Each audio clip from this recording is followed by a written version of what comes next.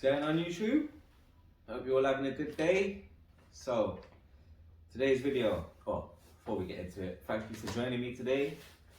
Thank you to all my subscribers that are joining and all you new people that are watching. If you enjoyed the video, please like and consider subscribing to the channel because we're going to be getting a lot more videos coming up soon on the channel. Hopefully this summer, when the weather's good, we'll be getting out a lot. So yeah, please consider subscribing. So let's get into it. Today's video, actually, before we get into it, I wrapped the bike a couple days ago. If you follow me on Instagram, you would have seen it. But yeah, I'll be putting up a video of me wrapping the bike as well in the next couple of days. Just gotta edit it and put it up. So yeah, we'll be doing that.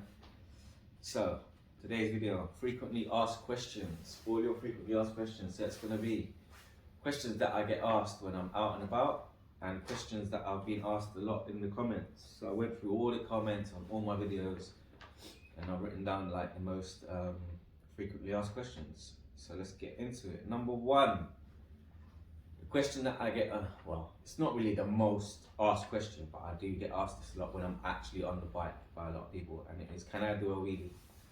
And the answer to that is no, I can't do a wheelie. I haven't even tried, to be honest. It does not interest me. I've broken enough bones in my body over the years to not want to break anymore, and basically I drive for a living, so I need a clean license. I don't want to get out there doing any stupid shit, anything stupid to jeopardize that. And yeah, like I said, I've broken so many bones. I've got 4 screws in this knee, I've broken my back before, I've broken this wrist before, I've broken this ankle before, all sorts of other shit. I have actually come off the bike before and I've bruised up my ribs really badly, so I was off work for nearly 3 months for that. So yeah, I can't really, and yeah, it's just something that doesn't interest me. If I was a bit younger maybe, but I'm nearly 40 years old and it's just something that doesn't really appeal to me, to be honest. I might try this summer. I've got space in the garden to try and practice, but yeah, it's just something that doesn't really appeal to me because I know if I start doing it, I'm going to want to do it out on road and do stupidness, so I just don't want to go down that road, to be honest. Question number 2. Why did I buy this bike? Why did I buy a Sur-Ron over just a regular 125 or a regular moped, or you know, just a regular bike? And the reason for that is I just wanted something different, you know. The main reason is I wanted an alternative that I could use to go to work and back to make me use my car less. And I was gonna buy an e-scooter, and I was doing loads of research on it, and I was gonna buy an e-scooter that cost about, I think it was about $1.5 grand, nearly $2 grand, something like that. And it did like 50 miles an hour because like for my commute to work, I've got a couple of big hills that I need to negotiate. So I wanted something that I could use, and something that I could use to have a bit of fun on. And I started doing more research and that, and then you know the whole legality thing came into it. I didn't want to buy that and then you know get stopped by the police and the police take it away, and you know then there's like a couple grand down the pan. So I was actually doing loads of research on YouTube on e-scooters, and then I stumbled upon the Sur-Ron. I stumbled upon some videos on the Sur-Ron. So I was like, okay, what's this about? So I started doing more research on the Sur-Ron, and I found out initially I was gonna buy the stock Sur-Ron and get a pedal kit and run it like that, so that I didn't have to bother with insurance and all that stuff. But then I thought, if I'm gonna be paying like 4,000 whatever it is for the bike, and then another couple hundred for the pedal kit, and I can't insure the bike, it gets taken, or you know, I get jacked for it, it gets stolen, whatever. If the police take it, it's gone. So I thought, what's the point? I might as well just spend that extra whatever it is a year, get the bike insured, and then I've got peace of mind. Yeah, so that's my main reason. I got it as an alternative to using the car, and I just thought, you know, it's a multi-purpose vehicle. Like it's not just a normal moped. that I would only be able to ride on road. I can still take this off-roading, I can take the number plate off and still go off-roading, do you know what I mean? Or leave it on and go off-roading. I can go down green lanes and all sorts of stuff. So it just opened up more options. Yeah, the only downside to that is, the only downside to the Sur-Ron over getting a normal bike is the range, really. And that's the main negative about this, and the main positive about getting a normal moped is the range. The fact that you can just go to a petrol station and fill it up, whereas this, you don't really have that option. You know, if you run out of range, you've got to wait for 3-4 hours to charge it up, or whatever, however long you need to get enough charge for you to do what you're doing. That's the main negative that I've found about having a Sur-Ron, and the weather aspect of it as well.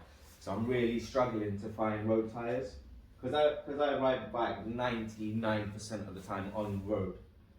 I've been really struggling to get road tyres, and this rear tyre is nearly the tread's getting pretty low now. So I've been trying to source road tyres at 19-inch for ages. I've contacted loads of companies. No one can really help me out. There's a couple of options, but they're still off-road tyres. They're not like full road tyres. So yeah, I just made a couple of, literally 10 minutes before starting this video, I made a couple of phone calls again just to chase people up to find out if they'd managed to find me any tyres, and they both said no. So yeah. Next question, what is the range? So obviously, this is probably the most asked question I get. What is the range and what is the top speed? Like, no matter where, whether it's online or in person, the most asked questions. What is the top speed and what is the range? So I'll start with the range. The range completely depends on how you ride the bike. If you're going to be riding it in town in 20 mile an hour, 30 mile an hour, constantly braking, slowing down, or using the regen, I'd say you comfortably get between 40 and 50 miles. I'd say 40 on the safe side, but you know, at a stretch, if you're not caning it, you might get 50 miles. But if you're caning it, if you're doing the top speed, 47 mile an hour, 40, whatever it is, if you're doing that top speed, just caning it constantly, you're going to get about 15, 20 miles. If you're doing between 30 and 40 constantly, you'll probably get about 20 miles. So yeah, and I think it also depends on the temperature as well. When it's freezing cold, you're going to get less range because you're going to get less power out of the batteries. Next question, what is the top speed? So the top speed depends on what mode you're in. If you're on normal mode, eco mode, top speed is limited to 30 mile an hour. If you put sport on, if you put it on sport mode, the top speed is 47. Now, most times you'll struggle to get that 47. Most of the time you'll get 45. But it also depends on the state of the battery. So if you're at 100%, you'll probably get that 47. Once it drops down to about 95%, 95%, you'll get 45 mile an hour. This is what I found in you get 45. Once you drop down to about 50% battery, you'll still get that 45, but not always. It'll mostly be about 40 mile an hour.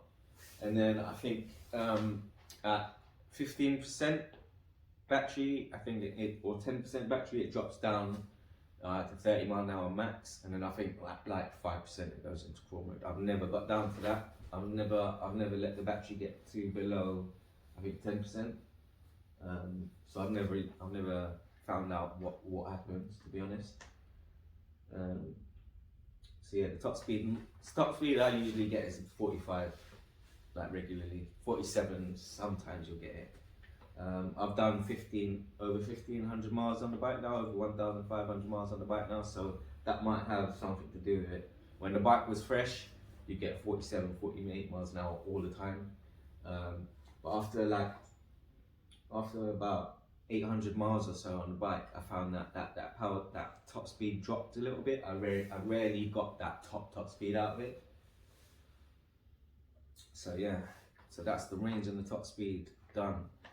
Next question I get asked a lot is, what license do you need to ride it? Because mine is the road legal version, I've got number plate and insurance and everything, I obviously need a license to ride it. So I ride mine on a CVT. I've still got my L plate there. I ride mine on a CVT. You can ride a CVT up to a 125, and this, when it's de-restricted, is classified as a 125. So yeah, I ride it on a CVT. My CVT comes up for renewal this summer. So I'm actually considering, my CVT comes for renewal in July, and then my insurance for the bike runs out in October, I think.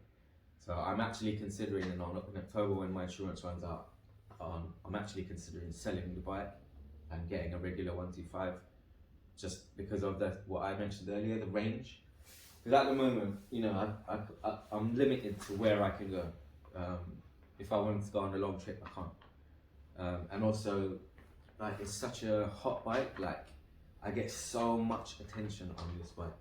Even without this livery, I used to get so much. People would give you looks. You know, people on their mopeds, like, people would stop, and like, you know, if they were coming that way, and like the lights would stop, and they'd check you out, and you just feel a bit on edge. Like, are they gonna come?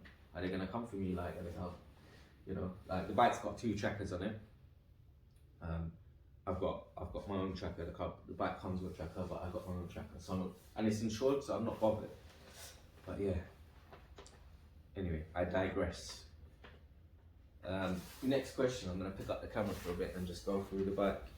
So a lot of people ask me, what makes the bike road legal?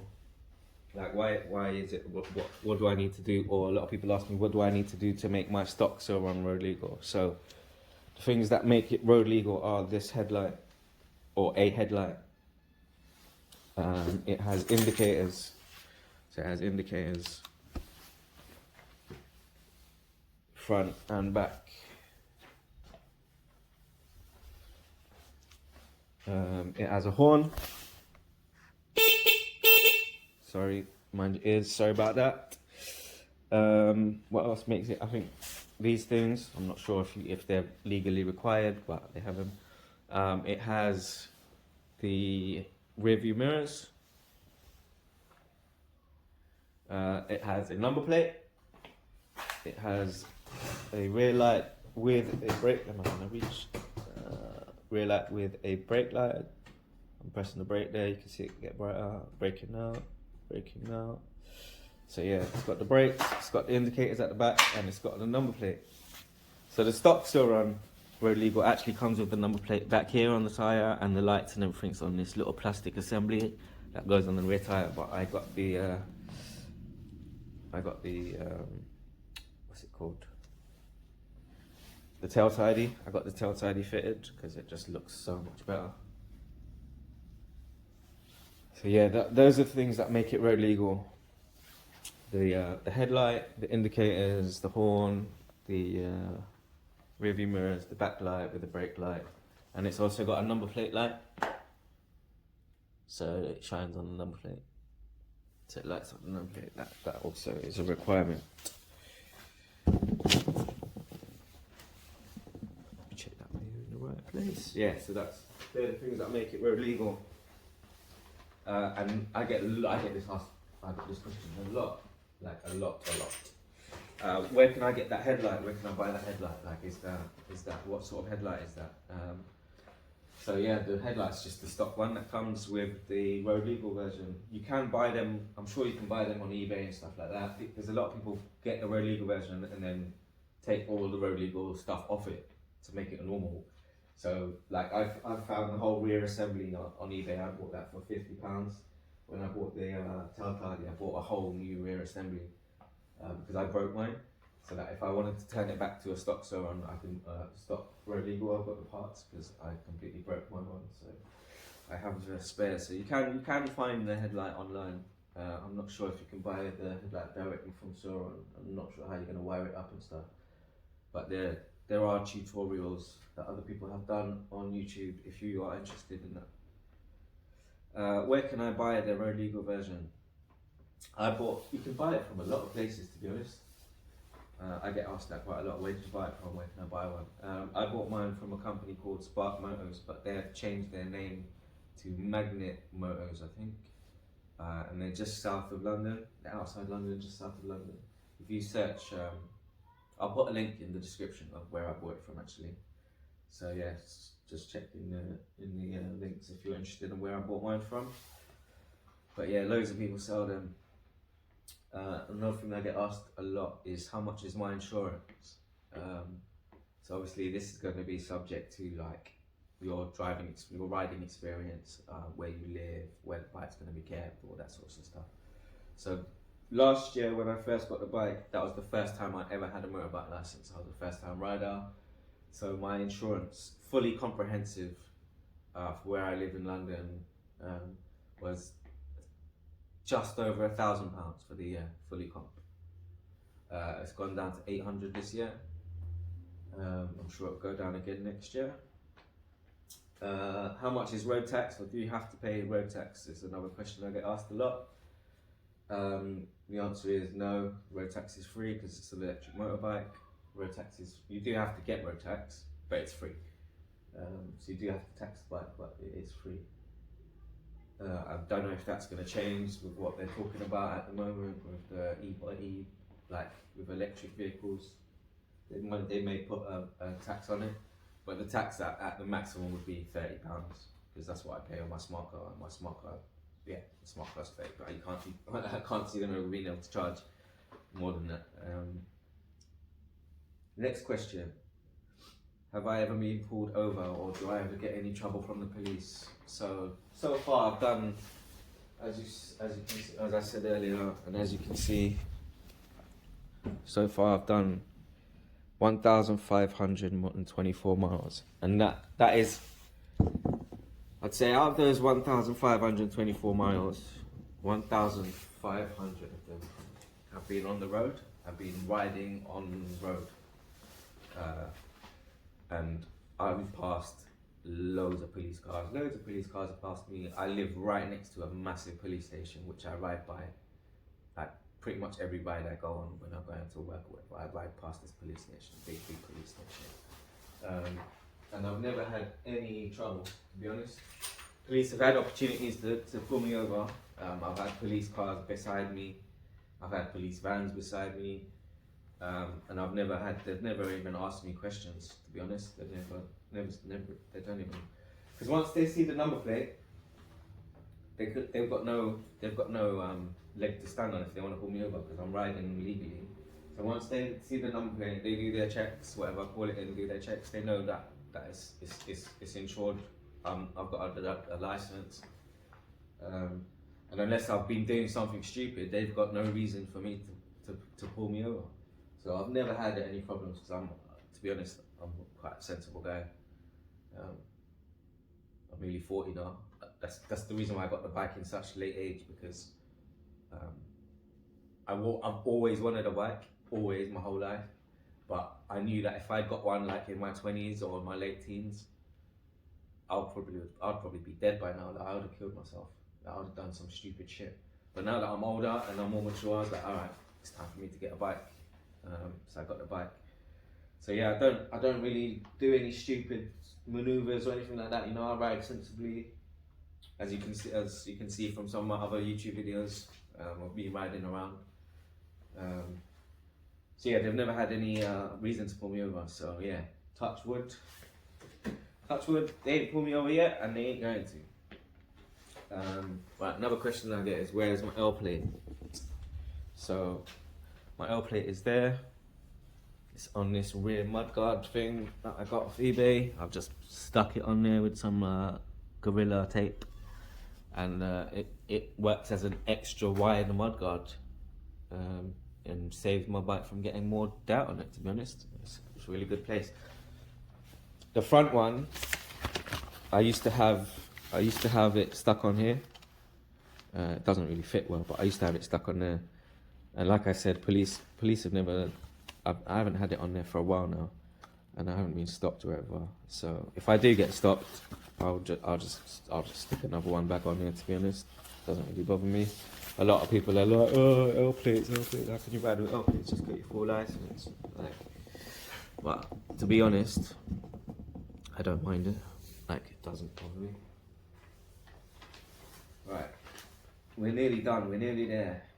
Next question. Got a couple more to go. Next question is, am I going to upgrade Loads of people tell me that I need to upgrade it. Like loads of people comment on my stuff saying you need to get the 72 volt upgrade. At the moment, I'm not planning on doing it. I haven't really got the money for it, and there's no point because then it just totally voids my insurance and all that. And I don't really need it. I think this thing's got enough power as it is. There's no point upgrading. For me personally, I don't think it's worth upgrading and spending the money. I might as well just go and buy like a 350 or just a normal motorbike, a bigger motorbike. I don't see a point in upgrading this. For what it is, with these little skinny tires, the speed that it does, for me personally, it's more than enough. I don't need to go faster than that. Not on this bike anyway. I wouldn't feel safe doing 70 mile an hour on this bike, to be honest. It would be fun. Don't get me wrong. But yeah, for the price and what I'm not gonna upgrade it anyway. Not at the moment. Not unless someone wants to sponsor me and one of the companies that makes the stuff wants to sponsor me and send me the stuff, then I'll do it. But apart from that, I'm not gonna do it. Where did I get the tail tidy fitted? People ask me where did I buy the tail tidy and how did I fit it, or where did I get it fitted? I bought it off. I think I bought it off eBay. To be honest, I'm not sure. I can't remember. Or I bought it from another company that sells parts. And I got it fitted by a company called Sur-Ron. They're just down on the south coast of England. Sur-Ron. I'll put a link to them in the description as well. They fitted it. I just took the bike down there. Took them a couple of hours. They fitted it. And yeah, that was it.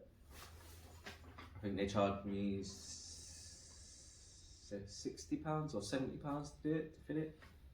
Didn't take long. I just chilled out at the cafe down by the coast on the beach. I started to eat while they did it. And yeah, he came and dropped it back off to me. Last question. What size is my number plate, and does my number plate catch? So when I first put the tail tidy on there, I had the full size plate, and the full size plate didn't really last long. It destroyed my tail tidy. So when I had the full size plate, it got caught on the wheel, ripped this, and actually broke the tail tidy. Like the metal actually, like the weld broke. So that's just taped up at the moment. So yeah, I had to get a smaller plate. So the plate that I've got on there is 8x5. And this will still catch if a heavy person rides this bike, it will still catch. Yeah, if a heavy person rides the bike, the plate will still catch. Luckily, I am really light, so it doesn't catch unless I go over a really big bump. But when I go over the bumps, I usually stand up, so when I go over bumps, speed bumps and stuff, I usually just stand on the plates so that there's less weight going down on the seat. Or if I come down on a big bump, it does still catch, unfortunately. Very, very rarely now, and I set the rear shock quite stiff for that particular reason. So yeah, that's gonna do it for today. That's everything. If you have any more questions that I didn't answer, hopefully I did answer everyone's questions or whatever. But if you have any questions that I did not answer, please leave a comment down below. I usually reply to everyone's comments unless they're negative, and I just can't be bothered. Yeah, that's it for today. Thank you for watching, and have a great weekend, or a great week, or a great day whenever you're watching this. I'm going to be posting this on Friday, so if you're watching it now, have a great weekend. And like I mentioned in the beginning of the video, if you liked it, if I mentioned any points that you're really looking for answers to, please hit that like button, hit that subscribe button. Yeah, peace.